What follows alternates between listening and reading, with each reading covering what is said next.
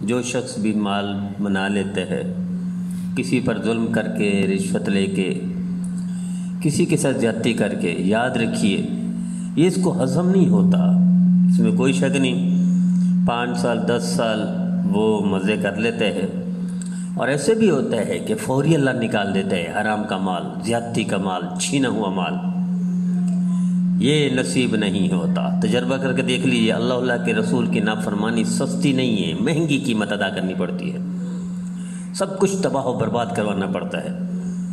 میں آپ کو ایک مثال دیتا ہوں۔ میرے دوست ہیں محمد افضل خان، یہ اوگی کے ہیں، منسیرہ سے آگے اوگی۔ انہیں بتایا میرے علاقے کے ایک وکیل جو یہاں کراچی میں کسٹم کا کام کرتے ہیں، مال چھڑواتے ہیں، ایک میمن کا مال کئی کروڑ کا پھنس گیا۔ مال بھی ایسا تھا مثلا جیسے فروٹ فرد کرے خراب ہو رہا تھا۔ اب وہ پھنس گیا تو چھڑوانے والے وکیل بہت ساری فیسیں مانگ رہے تھے، ان کے پاس بھی آ گیا، حالانکہ وہ کام 15 سے 20 منٹ کا تھا، ویسے وکیل 15 سے 20 منٹ کا تھا۔ تو اگر یہ 10,000 لے لیتے تو بھی اس کے لیے بہتر تھا، 15,000 لے لیتے تو بھی بہتر تھا، 20,000 لے لیتے تو بھی بہتر تھا، 50 لے لیتے۔ لیکن انہوں نے اب دیکھا کہ وہ پھنسا ہوا ہے، کوئی اور وکیل جانے کے لیے تیار نہیں ہے، ایسا کوئی معاملہ تھا پیچیدہ۔ تو اس نے کہا جناب میں 10 لاکھ سے زیادہ لوں گا، یعنی 12 لاکھ تقریباً، مال کئی کروڑ کا تھا۔ تو اس نے کہا بھی کئی کروڑ بچانے کے لیے 12 لاکھ دے دوں گا، لیکن یہ ہے زیادتی۔ اس نے کہا بھی میں تو اس سے کم میں نہیں کرتا، اور کوئی کروا نہیں سکتا تھا وکیل۔ مال اس نے چھڑوا لیا، 12 لاکھ اس کو دے دیے۔ 1 دن یا 2 دن گزرے، اس کے بیٹے کا ایکسیڈنٹ ہو گیا، اور اس ایکسیڈنٹ پر 2 مہینے اس کو چھٹی کرنی پڑ گئی، 2 مہینے مسلسل ہسپتال رہا، اور اس سے دگنی قیمت اس کے بیٹے کی علاج کے لیے لگ گئی، اور بیٹا ہمیشہ کے لیے معذور بھی ہو گیا۔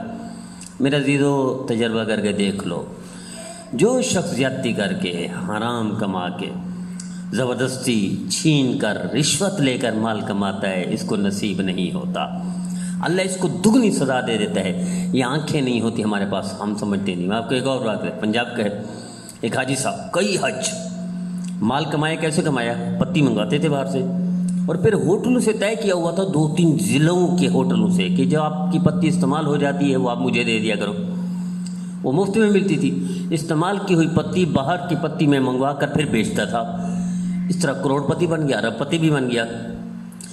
20 سال عیاشی کے گزرے، ایک بیٹا تھا اس کے لیے بڑی جائیداد بنا لی، بڑی بینک بیلنس، بڑی کوٹھی، بڑی کاریں، بڑی جائیداد۔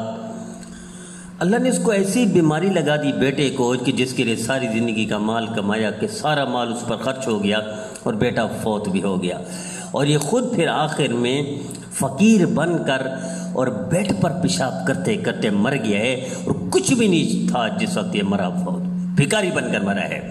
میرا عزیزو کیا یہ ممکن ہے اللہ کی مخلوق کے ساتھ دھوکہ کریں آپ؟ نبی کریم صلی اللہ علیہ وسلم ارشاد فرماتے جو دھوکہ کرتے ہیں وہ ہم میں سے نہیں ہے۔ اللہ کی مخلوق کے ساتھ آپ دھوکہ کریں، نبی کریم صلی اللہ علیہ وسلم کی امت کے ساتھ آپ دھوکہ کریں، استعمال کی ہوئی پتی نئی پتی میں ملا کر آپ بیچنا شروع کر دیں۔ کیا اللہ نہیں دیکھ رہا؟ بندے نہیں دیکھ رہے، ہوٹل والے نہیں دیکھ رہے، کاروباری نہیں دیکھ رہے، اللہ نعوذ باللہ اندھا نہیں ہے، آنکھیں رکھتا ہے، اللہ دیکھ رہا ہے ہر لمحے، ہر لمحے آپ ان کے سامنے ہیں، کوئی اوجھل نہیں اللہ سے، اور کیا بدلہ نہیں لے گا؟ ساری مخلوق اللہ کا کنبہ ہے، اللہ کے کنبے کو جو دکھ دے رہا ہے، تکلیف دے رہا ہے، رشوت سے، 2 نمبری سے، دھوکہ سے، کہ اللہ معاف کر دے گا؟ ممکن ہی نہیں معاف کر دے۔